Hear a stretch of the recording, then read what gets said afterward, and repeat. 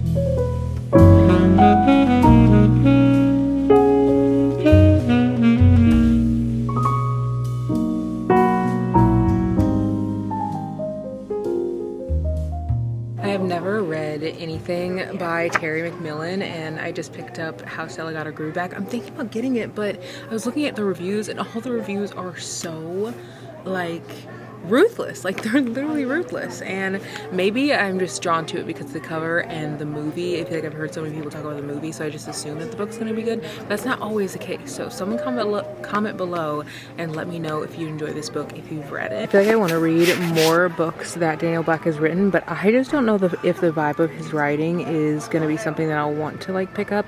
It really feels similar to like the books that I read in college. I do love like the themes that he has in his books. I read Perfect Peace and really enjoyed it. But I think I'll leave this on the shelf because I feel like I won't actually get to this. I'll just think about reading it and not actually want to read it. I have a little book haul. I actually have another book haul coming in from Amazon, and I also have one from a small business. I don't know if the one from the small business will be here during this vlog or not, but if it is, I obviously will show it to you guys, and I definitely will show you guys the Amazon haul. But I have two bags here. So the one from Sephora, I actually went in there to get Summer Friday's body lotion from there. It is such an incredible body lotion. And it was literally sold out. I'm not even kidding. When I went in, I was like, hey, do you guys have like the body lotion? And they're like, no, like it's sold out. And then another lady came in like 2 seconds after me and was like, hi, do you have like the Summer Fridays? She wanted like the lip balm. They're like, no, it's sold out. Like literally all of their stuff is sold out in there. And the lady was like, oh, a TikTok went viral. And like, I think that's why everyone's like buying it, which it is like the day after like TikTok has just come back. If you guys are even on TikTok, it has been a wild few hours. But one thing that I really thought about when TikTok was like potentially down was how like the economy would be impacted. And I'm glad that TikTok is like obviously back, but it made me think about it a lot because there's so often where I went into a store and like a book is being sold out on the book top table and it's like gone, or something from Sephora is gone and it's always like something went viral and everybody wants it. Even like the pasta, I don't know if you guys have seen like the fettuccine like pastas that like will go viral, and then like people will literally go and like buy out all that pasta. Just small things like that. It's like such a huge boost to the economy, like when all of us are like wanting to buy like these things and then they're like gone and then, you know, whatever. So I don't know, I'm very glad that TikTok is back, obviously for my job as well. If you guys don't know, I'm over on TikTok and Instagram, and I also have a podcast. But yeah, so I couldn't get the lotion that I wanted, so I asked the worker there what was the best like thing to buy, and they said that I should get Drunk Elephant's hand cream. It's like a buttered reparative hand cream. I need something that's really gonna nourish my skin because I get so dry in the winter. I have been using this like, it's not a lotion, but it's like a balm kind of, and it works so well. It almost looks like shea butter. It works like really, really well, but it's super expensive. But I had like a spot on my neck, like the back of my neck and stuff that was just like not, it was just so dry and it was not like getting moisturized, and so I had to get something like a little bit stronger, and I got this like little balm stuff, and it works really well, but literally it's like $80 and it's like a super small tube, so I needed to get something else. I picked this up. Hopefully this will work how I want it to. The worker there said that they loved it. And then I picked up some books. So I am a big romance girly, but I've also been in a really big mood for contemporary fiction. I think that winter is the perfect time for romance to me, because I don't know, I just feel like if you're in like a seasonal sadness, like it's the perfect time to pull you out of that. But also I feel like in the winter I get very introspective, and it's easier for me to read heavy things versus if I'm in like Mexico or like, you know, on like a fun trip. Like it's very rare that I want to pick up something like that that's like really heavy. So I've really been wanting to read books like that. I picked up this book right here. It's called Old Enough by Haley Jacobson, and this looks like such a great read. It says Savannah Sav Henry is almost the person she wants to be, or at least she's getting closer. It's the second semester of her sophomore year of college. She's finally come out as bisexual and is making friends with the other queers in her dorm, and has just about recovered from her disastrous first queer situationship.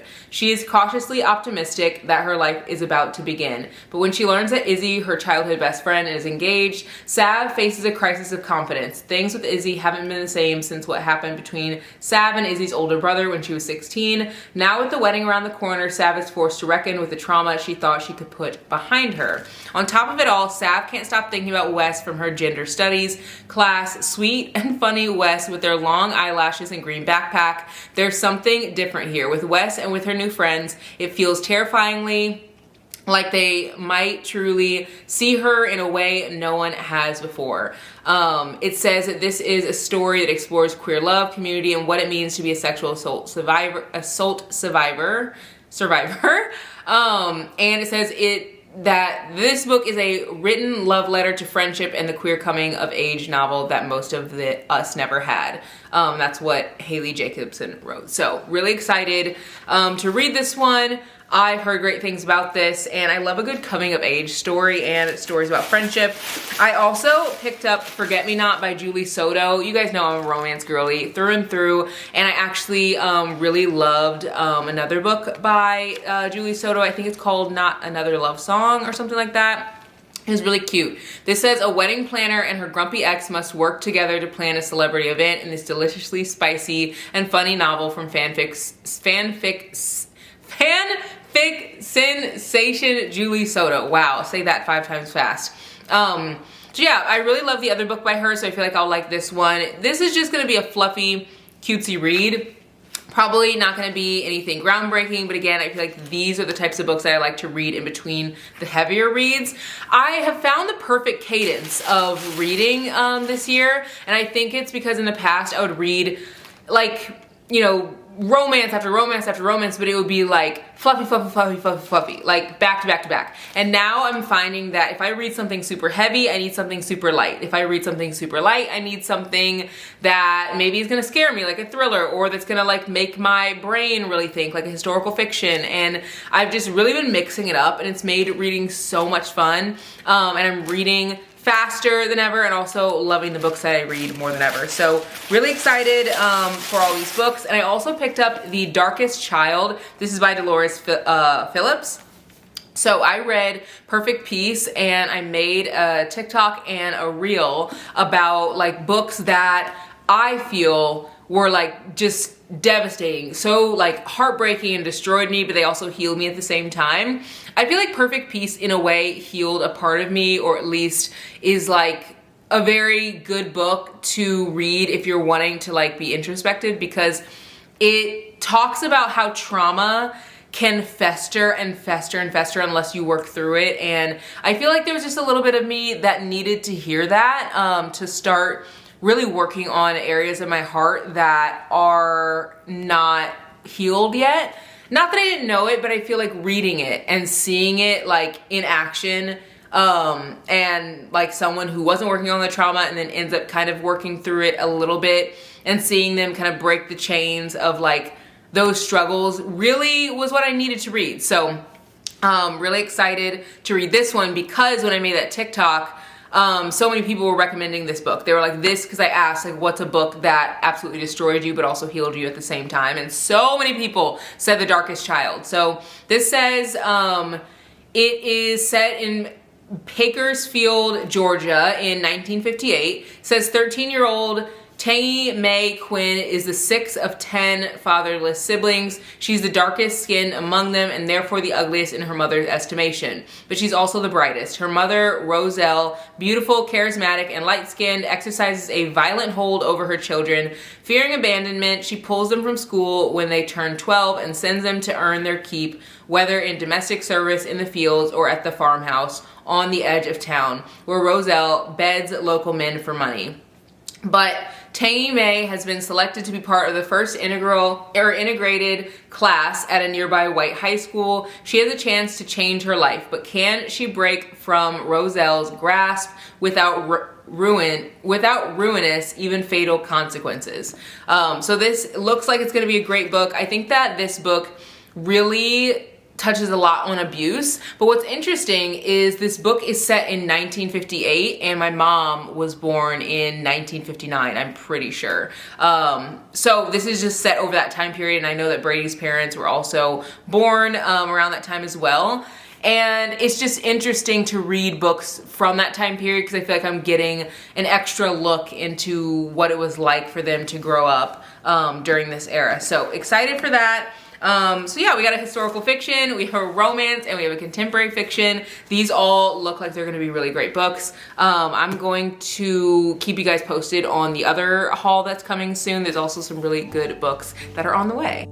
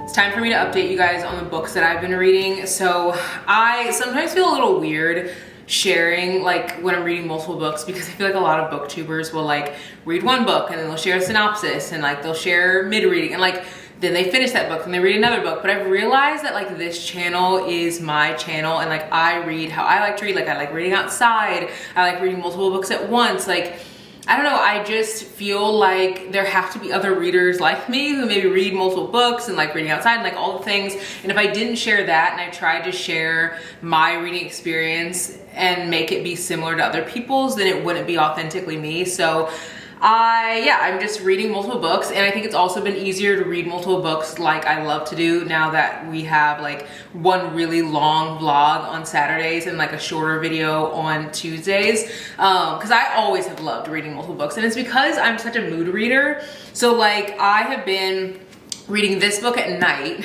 and then this book is what like I read this morning, and I feel like, I don't know, reading different types of books, it just shakes things up a bit. It makes things not be boring, and I love all these books, but just my mood is so different. I ended up finishing this book yesterday, really enjoyed the themes of the story, but I didn't really love the delivery. I don't know what it was. I feel like the story is a really important one because it talks a lot about like women and how society really stresses you to be like a certain type of person and like have X amount of kids and like do X amount of things like as a mother or wife and all this stuff. And like I feel like it had a great message, but the delivery, it was very like poetic and like flowery, and that's just like not my vibe. And so I know that someone else will love it, but it wasn't my favorite. I think I'm gonna rate it 3 stars though, because the messaging itself was so powerful. So I just feel like I can't really rate it any less than that. But the reading experience for me wasn't as enjoyable as it could have been because the writing wasn't my favorite style of writing. This book right here is it's literally taking me back to when I used to work in healthcare. I don't know if you guys know, but I used to work with ISLs, and if you live in Illinois, like they're called SILAs, independent living, and it was for people with disabilities, and I loved doing that work. But I started that job as just like a job to have an undergrad, and I loved it so much that I continued to like work my way up, and I ended up being a manager, and I had like 50 employees, and I think my caseload was 9 or 12. I can't remember exactly what it was when I left, because I ended up moving from Missouri to Illinois because we moved back to me near family. And I remember so many times having situations where you would have to respond to things, and like I took a lot of like behavioral like modification training for like my own like emotions and stuff, and like for staff, because if you're going into a stressful situation, like the only thing you can control is yourself. You can't control anyone else, so you would have to learn how to regulate your own emotions. So I learned that, I feel like, at a very young age, because if you're going into a situation where someone wants to pour boiling water on their host family, or they want to drive their car into someone's house, or they want to punch their staff member, or like you have to come in and be the epitome of peace, calm, and tranquility. And so this is taking me back to that, because the family, they are like thinking about adopting this girl. I'm not super far into it, and I don't want to spoil anything. I'm on like right at chapter 20, and they come in contact with this girl who may or may not need someone to like foster her. And whenever I was working in healthcare, so I worked in that management position, I would do a lot of like behavioral like calls. You know, it would be 9 o'clock at night. It's like, so-and-so is like screaming at me, and like da-da-da, like, you know, I need you to come like help like de-escalate the situation. And then I ended up getting a director position in Illinois, where I was over 18 counties in Illinois. So lots and lots of driving, but it was for families who needed respite care. If you're not in the healthcare world, like this might not mean anything to you, but if you are, you'll know what I'm talking about. But they needed respite care, and so you know, if they needed like 10 minutes, if they needed 10 hours, 8 hours, 7 hours a day, or whatever, the state was like granting this funding. I think they still are, for families to have staff come in. So I would like hire staff, and I would like, you know, all the things. So I didn't really do as much like response there, because the families that I was working with there, it was their children, versus when it was families who were like fostering, for lack of a better word, because we would call it host families, because it's like a different budget. With fostering, it's like the government's paying you a different like set of money, because like foster families get money or whatever. But with host families, it's like you get a different funding. It was through the Medicaid waiver. So anyway, you would get a lot of calls, because when it's your child that you like birth, you know them backwards and forwards. Whereas when you're like fostering or have a host family, you're still learning this person. You're learning their quirks. You're learning like how they tick. You're learning what upsets them, what makes them happy.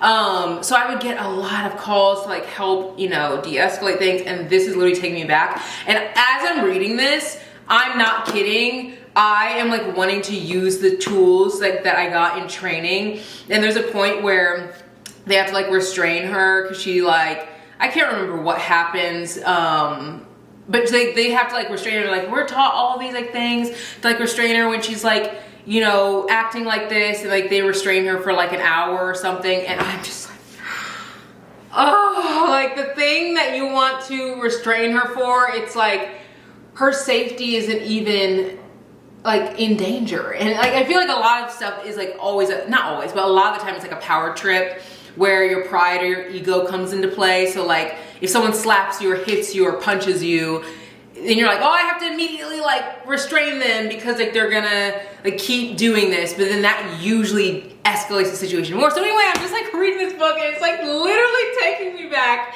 to my old job. I worked in that field for 8 years, and I was like doing trainings. I got to the point where I was actually going to board meetings with the state of Illinois to like advocate for funding. Like I'd get dressed up in my little like suit, and I'd be like, you know, we need more funding for these families, and da-da-da, like, and they'd be like, thank you, ma'am, next. Like, but it's taking me back. It is taking me back. And as I'm reading this, I'm like, this will be actually a great case study for like staff, or like if you were to read like a scene, like how would you respond? I think that this would be great for that. But that's not what the book is about, but it's literally making me go there. I am enjoying it so far. It's very enjoyable, and I don't feel like I know what's gonna happen. I do kind of feel like I know what's gonna happen, but I don't, because Lucinda Berry, I feel like her books always are like, you think you know what's gonna happen, and it's literally something totally different. This book right here, hot. And it's not even a lot of spice. Like I actually looked at a TikTok, and I was like watching a TikTok where the girl was talking about this book, and she actually rated the spice level 2 stars. I don't know if I would rate it a 2, but they haven't done anything yet. Like we're at 66 pages, and they've kind of alluded to like stuff, but like they haven't done anything, like nothing's happened, and I feel like there will for sure be spice in it. But I love books like this that like there's lots of funny banter. He's a super like very, very popular artist, and like their meet cute, I don't know if I even say it was cute, but their meet cute is where she sees him at this like art fair thing, and she's like working at it, or maybe it's like a small business fair, and he goes there and he's like, hey, I'm looking for table 12, and she was like, can't you see the numbers on the table? Like, you can find it yourself. And he's like, well, can you like direct me? And she's like, no, like look at the tables, they have numbers on them. And then he like kind of gets like sassy. He's like, do you not know who I am? And she's like, yeah, I do, I don't care. And so then he's like, oh, you don't care? So then he's like, that's kind of hot, because you don't care who I am, and like I'm like this super popular artist. So I'm loving it. I also feel like this is taking me back to college, because there was a scene in this where one of the guys, he like wants to hit this guy, but he doesn't want to hit him when he's down, so he like punches him, and then the guy's on the floor, and then he waits for him to get up, and literally the author writes it in the book. She's like, he waits for him to get up, and then he hits him again once he's up. And it made me think about college when, so Brady used to be somebody who would like fight, like on a dime, like, and it was never like for no reason. It was always at like the defense of a woman who didn't even need someone. It's like they weren't gonna do anything themselves. Like the guy was being like a jerk. And one of the experiences that I'm like thinking about right now is like this guy at the bar. I remember we were walking in this bar, and this guy was like super drunk, like just absolutely blacked out, like could barely stand. And he was like kind of slumped in a chair, and he walks, like I walk by him, and he grabs my butt, like a whole like handful. Brady comes over, just like zoom, comes over, and he's like, stand up, stand up, stand up. And the guy's literally like just slumped. And so his friend comes over, he's like, oh, he's drunk, leave him alone. Brady turns around, punches him, because he thought that the guy was coming to defend his friend to like fight him, but like we knew the guy, and so like it was like, he was like, oh, like he didn't say this to him, but later I was like, oh my god, I'm so sorry. Like he thought that you were coming to fight because like this, you know, your friend slumped and you came up behind him, and like Brady's like, my bad, like, you know, we knew him from the basketball team. But yeah, it just brought me back to that, because the guy like punches him, and then he like waits for him to get back up, because it's like the respectful thing to do, you know. It's like you don't jump a guy with multiple guys like on someone, and you don't hit someone while they're down, like just certain things, like whatever. I also started thinking about how there's this one time where this guy, I mean, he was probably like 5'2", and I remember I was walking at the time, this is like my freshman era, like freshman year, because I don't think Brady and I were even dating at this point. Like we were just like good friends. Like you guys know, we were like truly friends to lovers. I was in like my heels, bodycon dress, freshman year, you know, I'm like, yeah, nobody can tell me nothing. So I'm walking, and this guy starts going like this behind me, behind my butt, and I didn't see him, because he's, for one, he's like 5'2", and he's behind me, and all these guys start laughing, and I didn't know like why they were laughing. Brady saw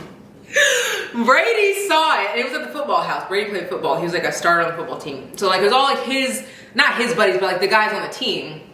And like, again, we were friends at this point, but like Brady was just like that. He's always been that way, where he's like, even if it were a guy, like if a bunch of guys were like picking on another guy, like he would stand in for them and be like, hey, like back up. Because it's like people will try to do things when they know they can get away with it, or they feel like they can, which is why I feel like, and again, it's like a power struggle thing too, but it's like men will like try to mess with the women, because they're like, okay, the woman probably isn't gonna do anything, and they're gonna probably feel like they're, you know, being too loud or too much or whatever if they respond, or they'll try to pick on a guy they feel like is like quieter, maybe isn't as outgoing or as strong, because they feel like they're not gonna do anything. So Brady would always be the type that's just like, yeah, no, you're not gonna do that. And so anyway, this guy picks him up by the throat. His feet are off the floor. Like, how embarrassing. His feet are off the floor, and he puts him against the football house. He has him in the air, like his feet literally like dangling, and he's like, don't you ever do that again. And he's just like his feet just dangling, and then he like puts him on the ground. And like, I don't think he hit him or anything, but he was very known to be like the guy who, like, you don't mess with him, but he also doesn't mess with you. He'd never start a fight. Like, he's also not a fighter. You know what I mean? Like, there's some people who just like to fight. Like, he wasn't like that. He wasn't a hothead, never has been, but he's also been someone who, he's like, it's a principle of the thing. Like, you can't try to do this because you think you can get away with it.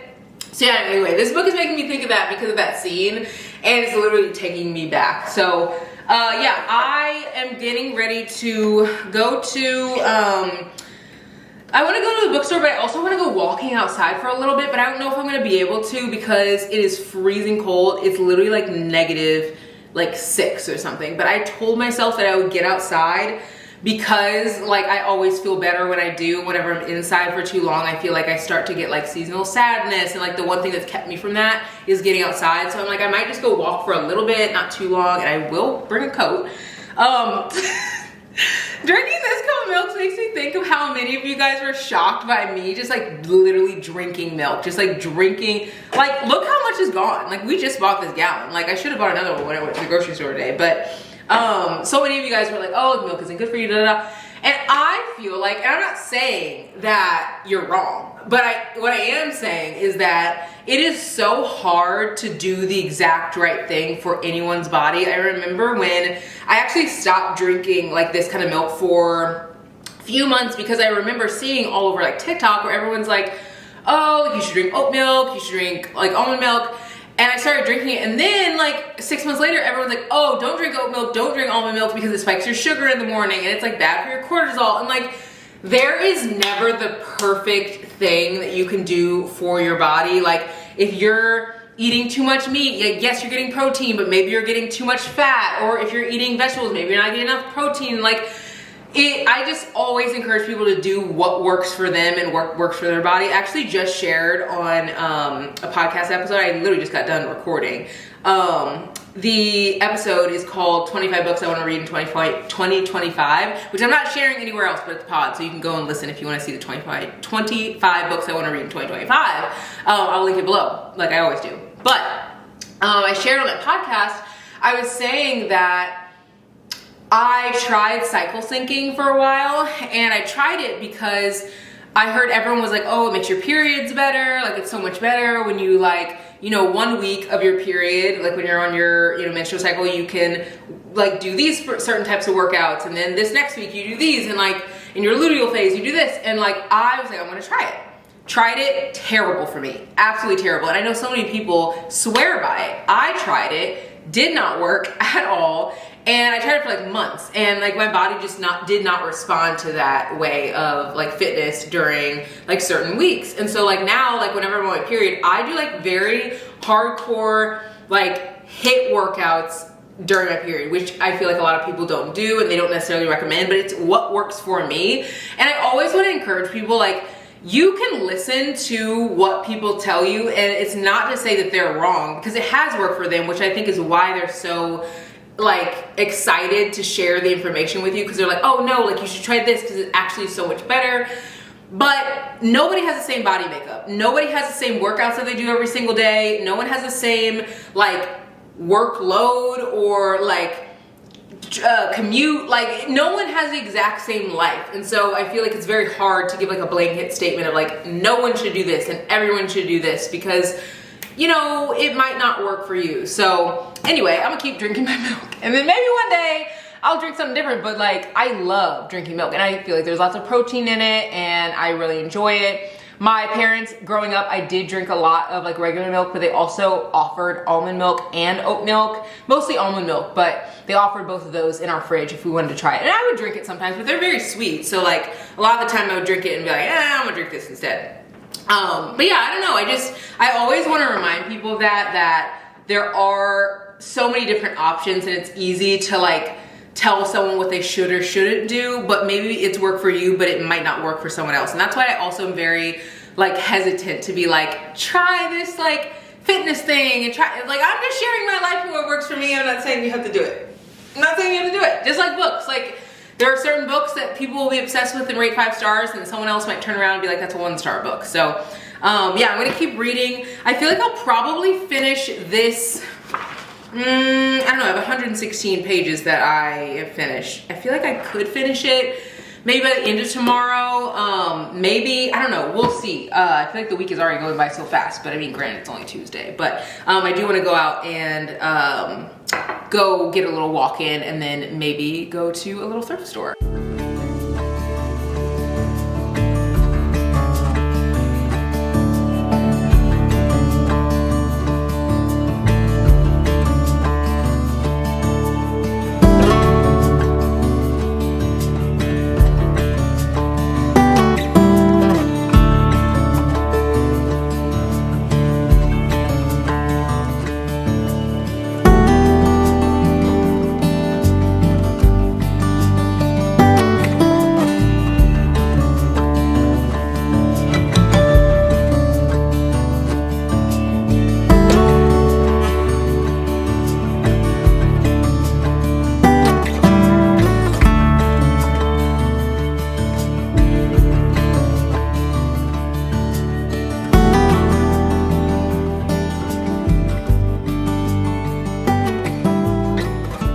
Another early morning, and this book is just gonna send me over the edge. I think it's like making me so like irritated because the like girl that they have is kind of like breaking their relationship apart. And I just think about like if Brady and I were like to foster a kid or something, like granted you never know how you will respond to something like that, but like the dad, he's like kind of taking the side of like the little girl versus like the mom, and the mom, she's like, I feel like this is not the best way for her to respond to me. I think that we should get like help. I think that we should do this and that. And he's like, oh, she's just a little girl. Like she's not manipulating you. She's not doing this. She's not doing that. And I'm like, can you just listen to your wife? Like if she's feeling like this little girl is like being mean to her, like you should take heed to that, and you shouldn't be like, yeah, like it's not that big of a deal. I don't know. And I feel like these characters are just irritating. Mostly because of that. Mostly I guess I'd say it's the dad. Like it's not really the mom who's irritating me, but it's the dad. I am on chapter 27 and it's really good so far. This is definitely going to be a thriller that I recommend, but also it's going to be one of those that I recommend where I'm like, there is a caveat. Like the characters will like annoy you, or specifically the dad. Like you can so obviously see that the daughter is like their relationship is being really torn apart because of this girl. And maybe that's just like how it really is with like foster kids or like, you know, children like that. Like I don't know how that like relationship normally goes because I don't see like the inner workings of that, because obviously I've never like fostered a kid or something, but it is just wild how much he's like taking this little girl's side. And it's like, that's your wife. She's been your wife for way longer than this kid's been in your life. You should be thinking about her feelings and not thinking about like this little girl's feelings. But anyway, it's good. I do feel like waking up in the morning is the best time to read, but man, it is really hard to do if you don't go to bed at a decent hour. I try to go to bed at like 9:30. That's like usually my sweet spot. But if I get to bed at like 10:30 or 11, it is so hard to wake up in the morning. So if you're someone who wants to like wake up at 5 a.m. to read each day, you have to go to bed at a decent hour, because like otherwise it's just gonna be, I wouldn't say impossible, but it'll be like not as enjoyable. I always set my Hatch alarm, and I set it for 9 o'clock to make this like bedtime sound, so I know it's like time to get in bed. And then after that Hatch alarm makes that sound, I am usually like in the bed reading to like relaxing music, and then I turn it off, read for a little bit more, and then I try to go to bed at 9:30. But yeah, anyway, I am enjoying this so far. I feel like I'm definitely gonna finish this morning. That's one thing that I also love about reading in the morning, is you have so much time to read, so you can finish books like so much faster, and you actually get like uninterrupted time to like pick up a book.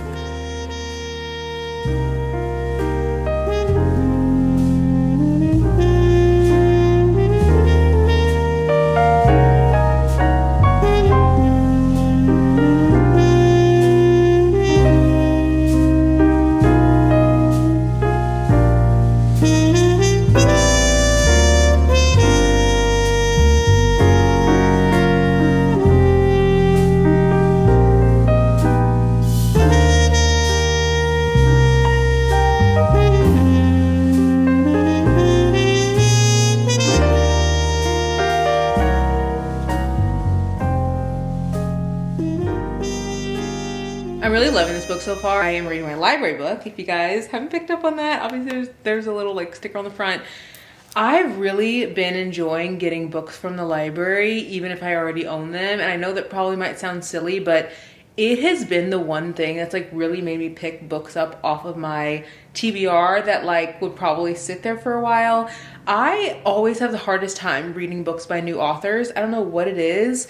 I think if I've just never read anything from them, I just don't know if I'm gonna like it, and I'm just like, like, is it worth my time, like that kind of thing. And then I read it and I love it, but I also feel like it's important to get books from the library so that the library, like whenever they're just trying to give out grants and stuff, they're seeing that people are utilizing the space, because it's such an incredible third space. I am gonna be doing a vlog this weekend, and it'll probably go up like next week. We're actually going out of town, somewhere where I'll need hiking boots, so just be posted for that, because that vlog will be coming soon too. But we're gonna be out of town, and so this weekend I'll be vlogging, and then obviously next week while we're out of town I'll be vlogging. But I am probably gonna vlog the rest of the book by Lady Nisha in tomorrow's vlog, because I don't think I'm gonna finish it in this video. But this one, I'm about halfway through, and it's really cute so far. It is one of those books where you'll find yourself like actually giggling while you're reading it. Like you'll actually be like laughing. And I feel like it's so hard. Well, I guess it's not hard for me to laugh at books, because I'm the type where it's like you add in a joke and I'm immediately gonna think it's funny. Like some people I feel like are almost like they'll read something, they'll be like, that wasn't funny. Like, I didn't like that humor. Like, you know, that kind of thing. Anything is funny to me. Like, if it's a rom-com, most likely I will be laughing. And I just use these types of books as like, and a little bit of an escape and just like something to relax with. So yeah, I'm gonna finish this. I am taking my braids out tonight and then getting them right back in tomorrow. But I do think tomorrow will be the last time that I'll have them in. I think we'll see, but I'm gonna have them in, I think like the ones I get tomorrow, for like a month. And then I think once I take those out, I'll keep them out for a bit. I can't say for sure, because again, it's like I'm feeling a lot better, and I feel like I have the capacity to like, you know, have like twist outs and like twist my hair and like do all the work behind it. But you know, you just never know how you're gonna feel like a month from today. I feel like losing my dad and like my mom moving and like, you know, my brother's stuff, like it just felt very heavy for a very long time. I was actually thinking about how I got my braids for the first time in May of last year, and I've pretty much had them in, like, not these, but like I'll get them in and then take them out and then put them right back in like a week or maybe two at max, and just get them right back in, because I just have not had the capacity. So that's a good thing. It's like I am feeling better to the point where I think that a month from now I will be able to have the capacity for that. But again, we'll see. We'll put a pin in that. I do think that reading books and getting outside every day has been a huge thing for me. I genuinely think that people need to go somewhere every single day. Like I actually went to Scheels and got some hiking boots, which you guys will see in the vlog whenever we go where we're going. And while I was in Scheels, I was like talked to by probably 6 employees. People at Scheels act like the workers at Chick-fil-A. Like they're so nice. And I almost thought about like pulling out my camera in there, but they were like, just like so like, do you need anything? Like just, and not in like a creepy, like, oh, we think you're gonna steal away. Like it was like just like, oh, anything you need, like you need some socks, I'll go get them for you. Like just so nice. And like whenever and you can always tell the difference, but I was gonna say before, I'm literally thinking too fast for what I can say. When I was getting ready to go up to the register, like I got there with my stuff and the lady at the register was like, so what are you doing with the hiking boots? Like, where are you headed? And I was like, oh, like this is where we're headed. Oh, that's so cool. Like I'm from there. She's like telling me all this stuff about it. And that's how you can tell that like they're not trying to like hover or be around you because they think you're like gonna steal or you're shifty or whatever, or they're literally racist. It's because they genuinely care. Like it gave that Midwest like niceness. like a girl who came over, she's like, anything you need? And I was like, oh, I'm looking for hiking boots for me and my husband. She's like, oh my God, where are you going? Like she had all the time in the world to just talk, and she was like, oh, like I love hiking. Like these are the socks that I use and it's perfect weather for it. And like, how was your Christmas? Did you enjoy the weather around Christmas? And I'm just like, I just came for some boots. But I left with a smile on my face. And I can't remember if I told you guys in the last vlog, maybe I did. I remember I shared it in my stories, but I went to Meijer and there was a lady who was so nice when I was in Meijer, like so nice. Like I got into her aisle and she was like, you're one of the nicest people ever. And I hadn't even said anything. Like I literally walked into her aisle and I was like, hi. She's like, I'm so glad you're in my aisle. You made my day by just being in my aisle. Like you're incredible. You're awesome. And I was just like taken aback. And it's crazy that you don't realize how big of an impact you can make by just being kind to other people. Like the people in Shields just being so nice. I left out of there with the biggest smile on my face. I was like, dang, I need to come in here more often. Like they have fish and stuff that you can look at. And there's like a little Ferris wheel. I was like, I could come in here and hang out all day because I left in the best mood. And it was all just because they were nice. Like, and it wasn't even like a fake nice, like, you know what I mean? Like where people were like, how's your day? And I'm like, good. How's yours? And they're like, good. You know, it's like they genuinely want to care. They genuinely care and they want to talk to you. And I don't know, it re-inspired me to be even more kind to people and to like actually take the time to have a conversation. I think sometimes I'll be like in the store and I'll be in line waiting and I'll like pull out my phone, or I'll be like looking, you know, let's say at some hiking boots or shoes or whatever. And then I'll maybe go and scroll on TikTok and see how someone styled it, or look on Pinterest to see how someone styled it. And so like, I'm just like not as focused on my surroundings. And I think that that's something I definitely want to do more of this year, is just like actually have conversations with people and not feel so rushed. Because, and this is wild, as I was in there, people kept talking to me and I was kind of getting like, I don't know what the feeling was. I was just kind of like, why do these people want to talk to me so much? Like, they're just being so nice. And then I realized it's like, oh, that's how people are supposed to be. Like, but I think because we're so used to going to the grocery store and it being like quick and fast and like, you don't talk to anyone, you get in, you get out, and you do self-checkout, and you know, you pay with Apple Pay so you can go quick, and you just like don't use the spaces for what they're meant for.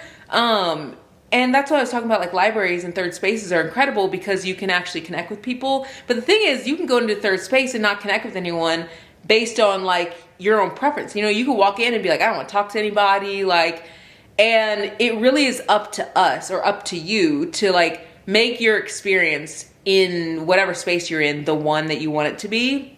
So like for me, when I was, you know, getting my hiking boots, I could have easily been like, you know, they could have been like, oh, where are you going? I'm like, oh, heading here. And just like kind of left it at that. I'm like, oh, we're going here. We're going to go, you know, with some friends. And like, well, how long are you going to be there? And, oh, we're going to be here this amount of time. Do you have any tips for hiking? Like, we've hiked before, but like haven't hiked here. And I just feel like it's so easy to shut ourselves off from people. So I definitely don't want to do that. And this year, maybe I'll focus like more on being more open and just like opening conversation, less focused on like the rush of getting through grocery shopping and shopping for stuff.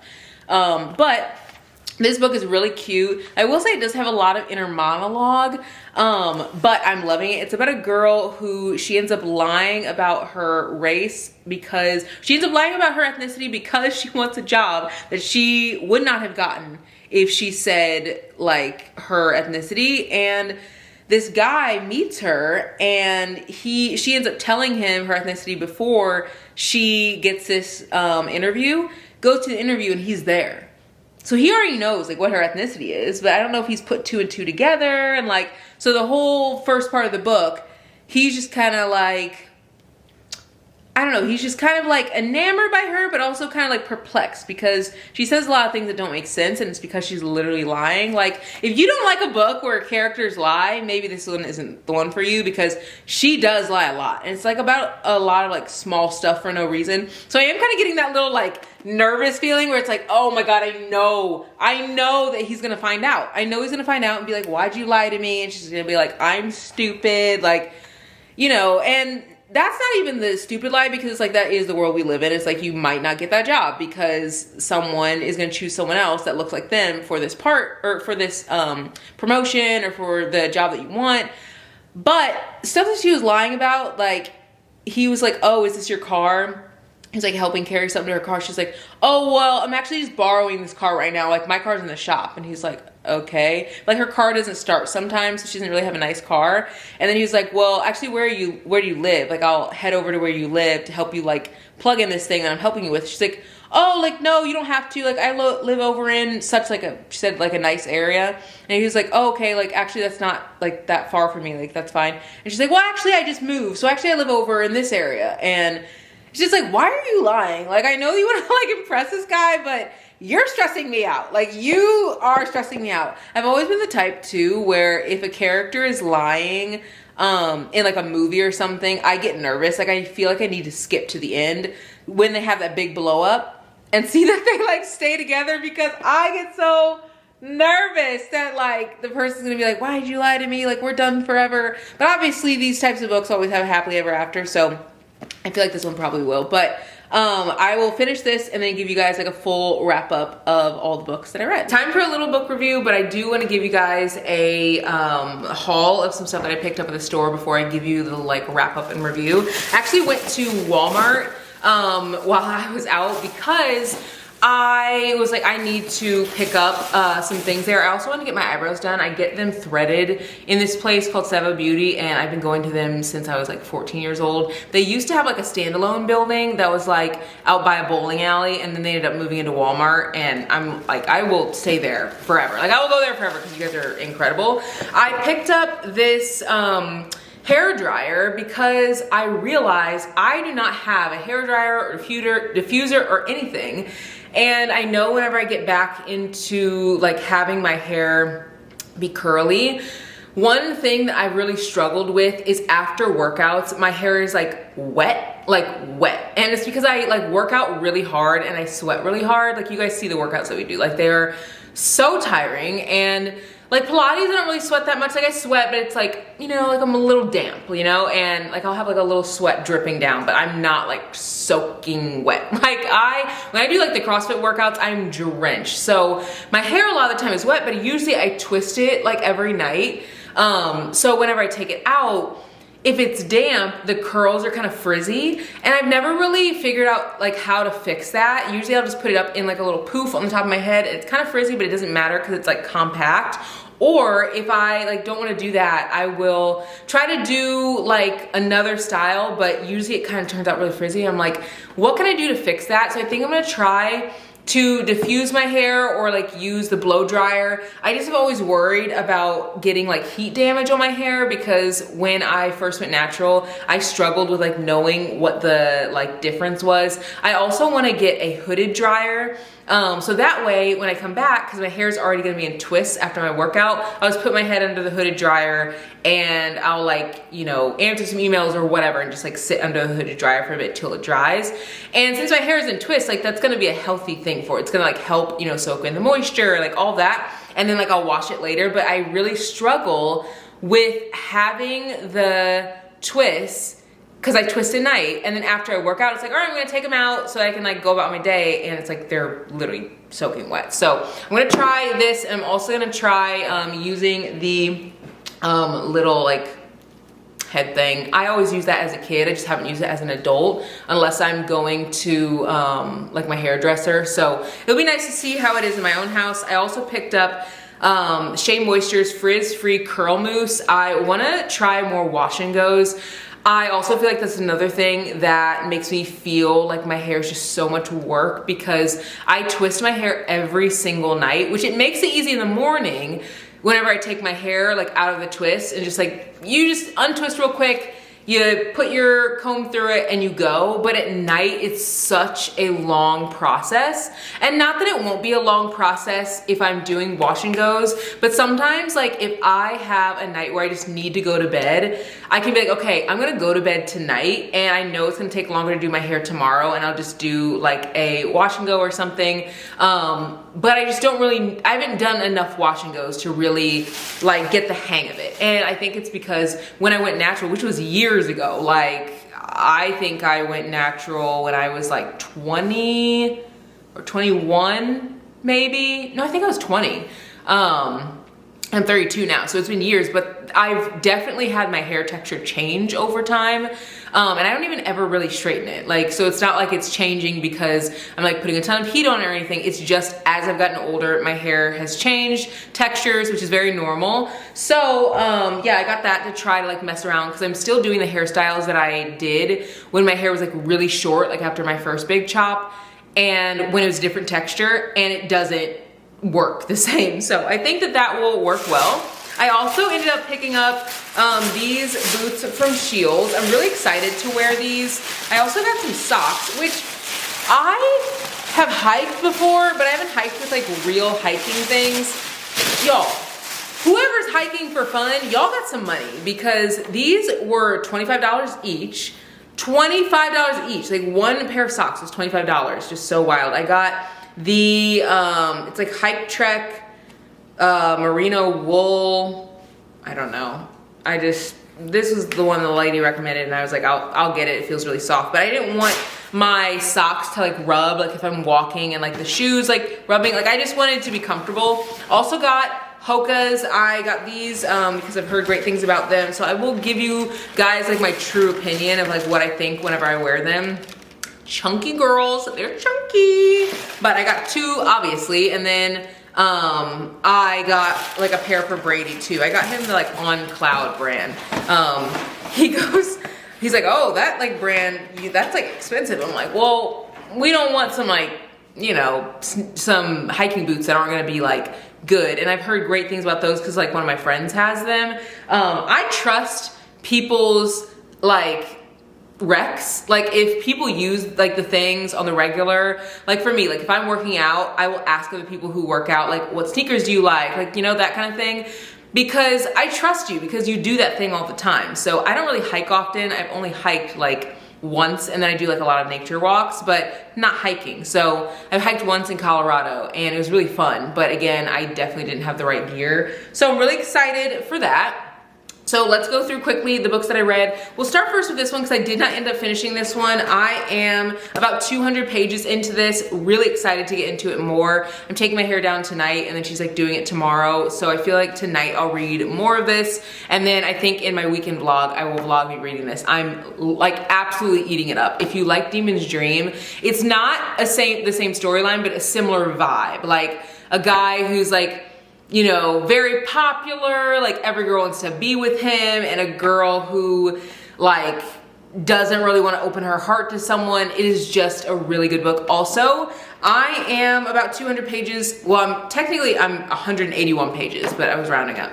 I'm 181 pages in, and there hasn't really been very much spice, like at all. They haven't done like anything. They've like kissed, and it was shown in like 2 sentences. So it wasn't even like a real in-depth thing, which I'm very surprised by. I don't know why I thought that this book was gonna be wildly spicy, and it still might be, but I really appreciate that it's taking its time because it's almost a 600-page book. It's like 575, and I think I just assume like out the get-go is gonna be like super spicy. So I really appreciate that. I also read Stay With Me. I think I'm gonna put this one, it is hard for me to rate this one because, I don't know. I feel like I want to rate it 2.5 stars based on my reading experience because I didn't enjoy the reading experience. Like just the writing style wasn't my favorite. It was kind of like lyrical, like that kind of thing. But I loved the messaging, loved it. I don't know, but I almost feel like I have to stick to my experience and like how I felt. And like, even though I felt good after the fact, like having the message that it did, the writing just wasn't my favorite. I don't know. I'm gonna put up my Goodreads ratings on Sunday, so be posted. This will be either 2.5 or 3 stars. I don't know for sure. Also read The Perfect Child. This one was really good. I was so surprised by how this went. It was shocking, like just shocking. Her books are so good, and people have said that this book is really underrated. Like a lot of her other books are, like people talk about them more, and that's why I picked up this one because someone was like, why don't people talk about this one enough? I think that was on TikTok, and I was like, bet, I'm about to pick it up. Really enjoyed this one too. I think I'm gonna leave this one at 3.5 stars. It was really good. I think the thing that would have made it go over the 4-star mark was if they weren't so silly, like the people, like the parents. They just kept making silly decisions. I'm like, are you guys married or you just meet each other? Because you don't seem like you trust each other at all. But it was very like realistic to what could happen in real life. And I know sometimes thrillers, you have to suspend reality and you're just like, this would never happen. Like working in healthcare, this would for sure happen. 110% bet my life on it, this has already happened. So I was really enjoying this from start to finish. It was very thrilling because it did feel very real. And then obviously the last book, which this one was just a very quick and fun read. I think I'm gonna rate this one 3 stars. It's one of those like romances that is a great palate cleanser. It's fun, it's funny. I feel like it has a lot of like deeper themes, but nothing too much. Like it's just fun. So I definitely will recommend this one. And you guys know I love reading diversely. I think actually all of the books but this one are all diverse reads, and I really have made it a point to not just read books by Black authors, but to read books by all different types of authors who have all different types of relationships, like I just want to read diversely in all spectrums, because I feel like when you read about people that live different lives than you can learn more about the world and have more empathy for people around you who you maybe wouldn't have been able to understand or like put yourself in their shoes before. So I'm really excited to get into even more diverse reads this year. I know that this is a debut author. I will definitely be reading more from her as well.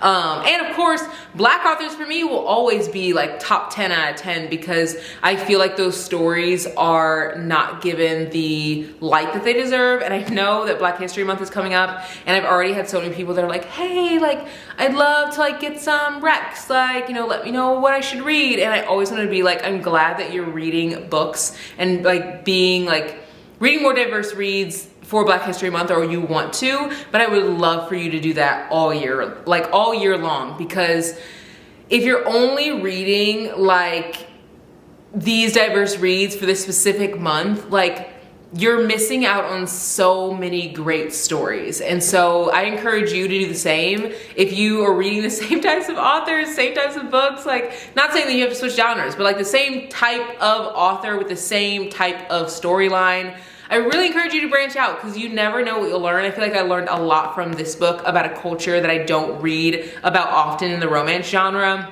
Like this was a book, when it was released, like the author was saying that it was like one of the first like romance books she's ever read, like sharing her culture. And I think that is so incredible that she's able to do that and make people feel very seen in a space that they normally are not. So I hope you guys enjoyed this video. I will be sharing more of this book and the thoughts behind it in the next vlog. And I'll see you guys in the next one. Bye guys.